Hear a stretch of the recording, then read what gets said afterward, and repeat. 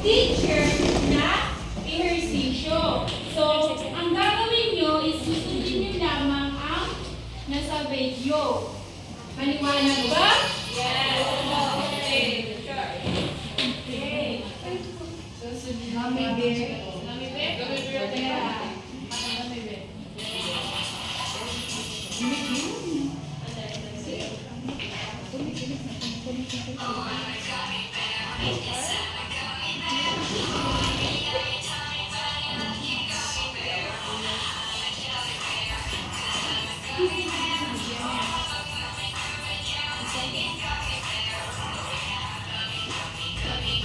Si Manda, ayaw sumaya. Wala energy si Manda. Teacher, Diyos man, hindi si Masaya.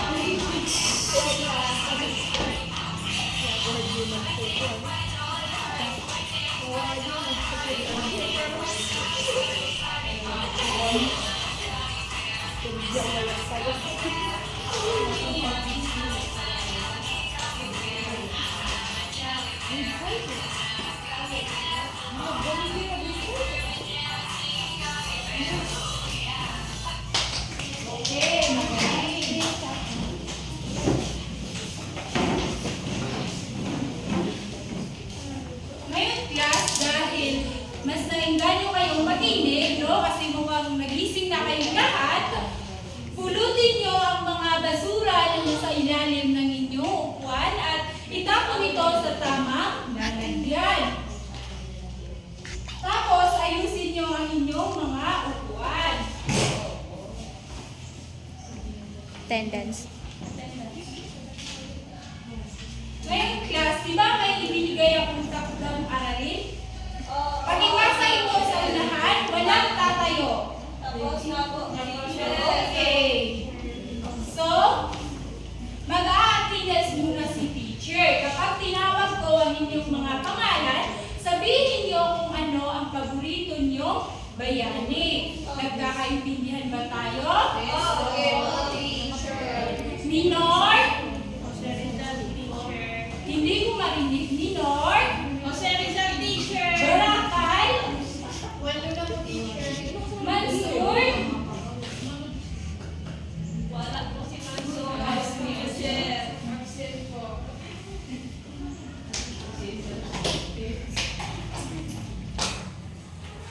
Ngayon, class, bago tayo magsimula, naaalala niyo pa ba ang ating mga panuntunan sa ating klase? Naaalala niyo pa ba? Opo, teacher, dahil naaalala niyo, ano nga Miss Manda yung una? Ikaw, Miss Sampiano, ano nga yung pangalawa? Ngayon, class, tama. Ano nga yung panghuli?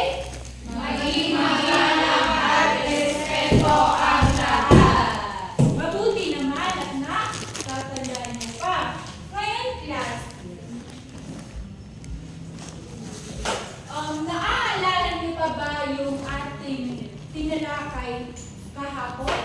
Miss Baraakan, ano nga ulit yun? Tama. Ngayon, class, dahil magsimulan na tayo sa ating aralin. At bago tayo magsimula, meron akong ibibigay na mga aktibidad na kung saan ang gagawin nyo, kung ano yung makikita nyo picture, ay sasabihin nyo kung sino-sino ang mga ito. Nagkakaintindihan ba tayo?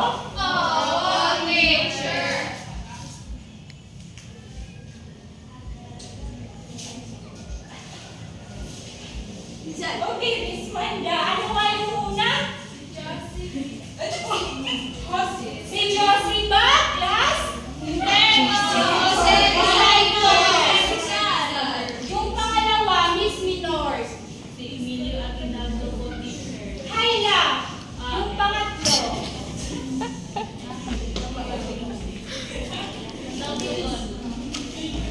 Mili, wag ginado. So, ito sila, class. Una, Ah, si Andres. pangalawa, si Minor. At pangatlo,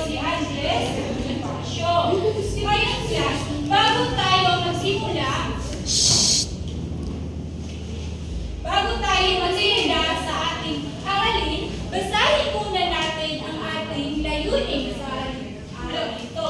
So una, Masusuri ang mga ginagawa ng mga makabayang Pilipinos sa pagkamit ng kalayaan. May papaliwanag ang ambag ng kilusang propaganda sa pagpukaw ng Pilipino. pangatlo, matatalakay ang pagtatag at paglaganap ng kaligtasan. at pang-apat, Nahihinuwa ang implikasyon ng kawalan ng pagkakaisa sa himagsikan o kilusan at pagbuo ng Pilipinas bilang isang bansa. ngayon class, dahil nabasan na natin ang ating layunin, mayroon, lalakayin natin ngayong araw ay yung mga ginawang sakripisyo ng ating mga tinuturing na bayani. Ngayon class, tatanungin ko kayo, meron ba kayong idea kung ano ang ginawa nila? Opo, teacher. Nagipinaglaban ang kalaya. Yun. Ano pa? Pinaglaban ng ating bansa. Galing. Oo. At para malaman pa ang mga ito, tatalakayin natin ang kilusang propaganda, katipunan at himagsikang 1850 to 1901. Okay, so mauna tayo sa kilusang propaganda. Ano nga ba ito? Para sa reforma ay isang pangkat ng mga makabayang Pilipino na bumuo ng isang kilusang, nagtatag sila ng isang papayapang kampanyang humingi ng reforma o pagbabago sa sistema ng pamamahala ng mga Espanyol. So dati, may mga propagandista or bayani tayo na bumuo ng isang kilusan para mabago ang sistema ng pamamahala ng mga Espanyol. Meron ba kayong idea kung sino-sino ang mga ito? Wala. Ang mga ito ay sina Jose Rizal, kung nakikita niyo naman, si Marcelo Echeverría, si Graciano, si Juan Luna, si Antonio. Mariano Jose, tulad kanina na sinabi ni Curia na si Jose Rizal ay nagsulat ng dalawang akda na alam naman natin na iyon ay nakatulong para sa kalayaan ng Pilipinas. Ngayon class, talakayin natin ang mga layunin ng mga propagandista. Ano nga ba ang mga layunin ng mga ito? Una ay ang pagkakapantay-pantay ng mga Pilipino. Kasi nga, nung una, hindi magkakapantay-pantay ang mga Pilipino. Dahil nga, yung ibang Espanyol is inaalipin ang Pilipino. Pangalawa, ang pagkilala sa Pilipinas bilang lalawigan at hindi kolonya ng Spain. Pangatlo ay ang pagkakaroon ng Pilipinas na kinatawan sa batas ng Spain. At pang-apat ay ang pagpapaalis sa mga praile at ang secularisasyon. At ang panglima o panghuli ay ang pagbabalik ng kalayaan ng mga mamamayan sa pagsasalita, pagpapahayag at paghingi sa pamahalaan at katarungan ng mga Pilipino. Ngayon class, lumako naman tayo sa katipunan. Meron ba kayong idea kung ano ang katipunan? Opo, Kung ano ang teacher. nangyari sa katipunan? Wala. So, class, tandaan na ang katipunan ay hindi ito nagtagumpay ang mga propagandista sa layuning baguhin ang pamamahala ng mga Espanyol. Diba? Sabi ko nga na ang mga propagandista ito ay bumuo ng isang kilusan para mapala tayo sa pamamahala ng mga Espanyol. propagandistang ito. Kung kaya isang pangkat ng makabayang Pilipino ang nagtatag ng samahang pinatawag na KKK. Alam niyo ba? Opo! Ano? Tama! Next. Tupay ka na next. So, ang Next. dumakoy naman tayo sa... Okay, class. Dahil tapos na tayo sa ating talakayin, naintindihan niyo ba ang diniscuss ni teacher? Yes, teacher!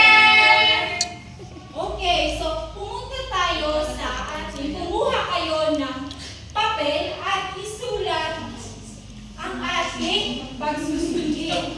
Tapos na po, teacher! Okay, magaling. Ipasa niyo sa unahan. So, meron tayong takdang aralin para naman mas makita ko kung meron ba kayong natutunan. Sa takdang aralin, sumulat kayo ng isang reflection tungkol sa natutunan mo sa aralin ito. Ano ba ang masasabi mo sa propagandista na nagsakripisyo sa ating kalayaan? Naintindihan ba? Maliwanag. Ipapasa ito sa ating susunod na Pag-aaral. Naiintindihan? Yes, teacher.